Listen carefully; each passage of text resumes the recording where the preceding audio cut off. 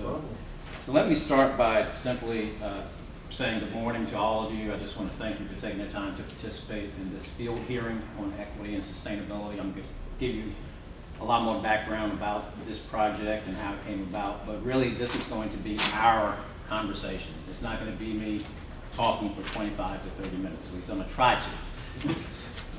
I grew up in North Carolina and I was raised as a Baptist, and we can go for a while. But the point is that really this is supposed to be a conversation with a sector and with professionals about issues pertaining to equity and sustainability. And we want the audience to really offer their input and offer their thoughts, really in terms of the issues that are going to be important to not only improve quality of life, but also to make sure that we meet the needs of underserved populations and vulnerable groups in the process.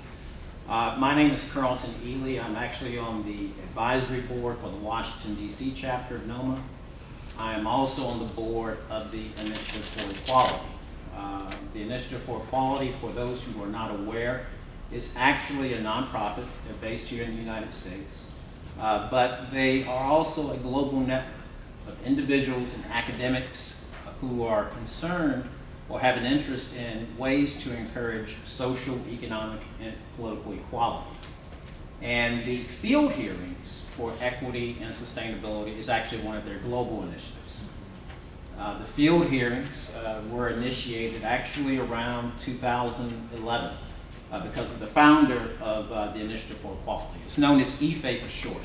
But the founder of IFE, her name is Deborah Rogers, saw a gap and she filled it.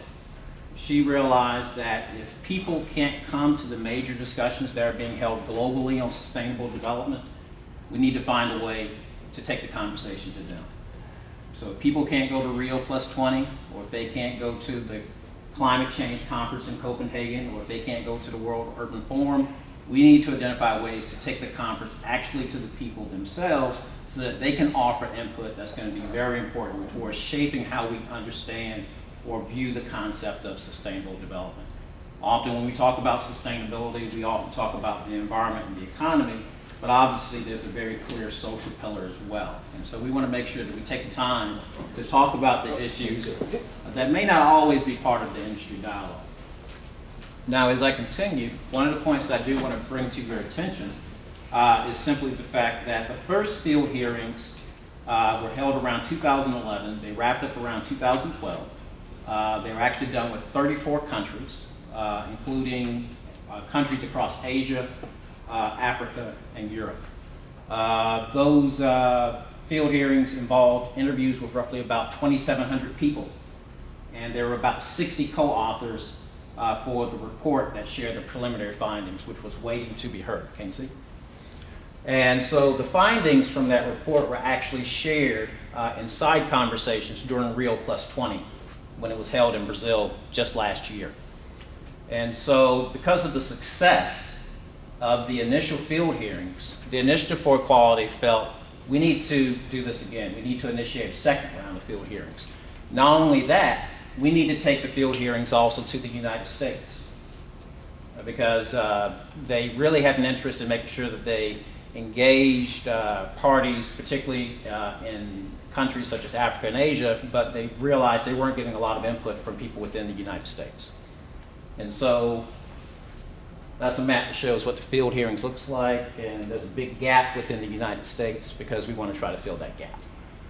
One of the things to point out in terms of the field hearings, in terms of the work within the United States, is simply the fact that obviously within the U.S., we have given birth to a broad variety of movements within this country, whether it be civil rights, or environmental justice, or new urbanism, or healthy communities, or even social, economic, and environmental design, which was created by Kim Dowdell, who is actually sitting in the room. So thank you for giving birth to social, economic, and environmental design, Kim. We have luminaries here. There you go. And so in the U.S., we have a lot to share in terms of the field hearing as it relates to sustainability and equity. And so I wanted to make sure that as a board member, of the Initiative for Equality, that we had an opportunity to expand the conversation and to make sure that we just don't engage individuals and communities, but also make sure that we take the time to engage minority professional associations as a special community. One of the things that distinguishes the United States from many other countries is the fact that we have so many minority professional associations.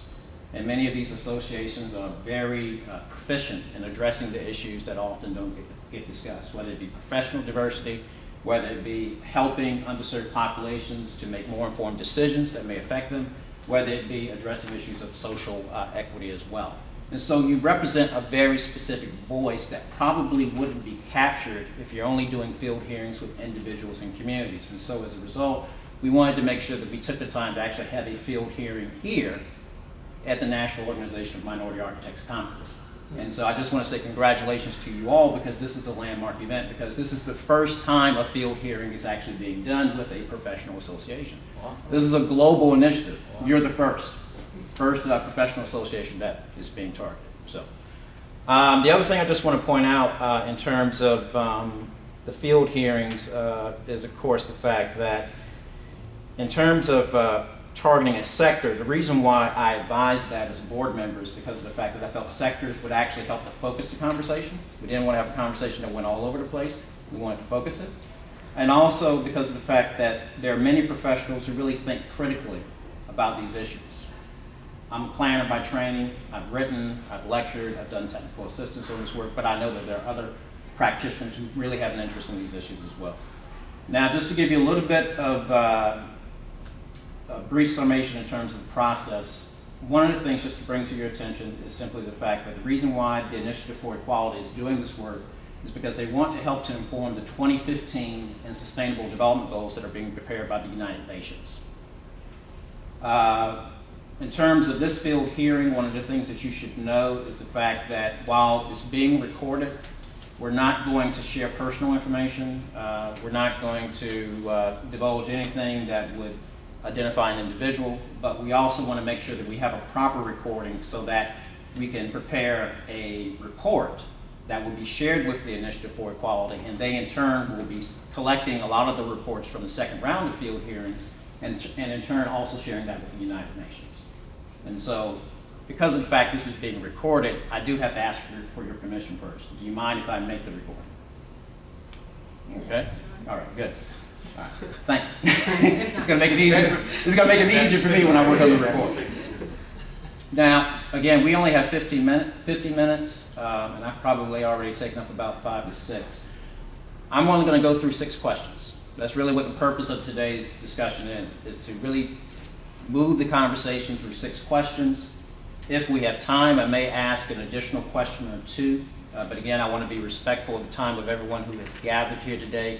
You have the agenda, which is on the chairs. The 6 questions are actually reflected on the agenda itself. Before I wrap up, there's going to be one very important question I'm going to ask everyone, which is really, what's the one message that you really want to leave with the Initiative for Equality? Again, this is a global initiative. I think they really need to hear from minority architects in terms of what is the one message that one should not only be directed towards IFE, but also towards those persons who will be reviewing the report and the summations that are going to be directed towards the United Nations as well.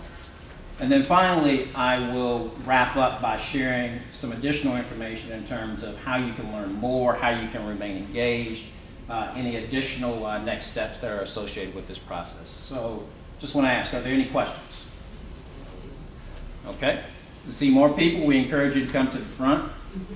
And we have a sign-in sheet, not for continuing education credits, but we do have a sign-in sheet that's associated with this listening session, and we want to make sure that you sign that one as well.